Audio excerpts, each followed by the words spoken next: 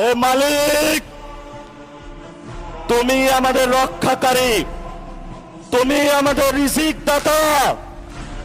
যারা এই বাংলাদেশের জনগণ 17 বছর অপেক্ষা করেছিল, আমাদের অধিকার ছিনিয়ে নিয়েছে, রক্তঘাতির মাধ্যমে ভাইদেরকে হত্যা করেছে। আয়েশের মালিক তোমার মালিকের বিচারে আমরা বিচার রেখে গেলাম। তুমি তাদের দৃষ্টান্তমূলক শাস্তি বাংলার মাটিতে জনগণের সামনে করবে। আমরা আজকে তোমার মসজিদের সামনে বিচার রেখে গেলাম। বাংলাদেশের মানুষ হতাশ হবেন না। লা তাহজান, ইন্নাল্লাহা মানা।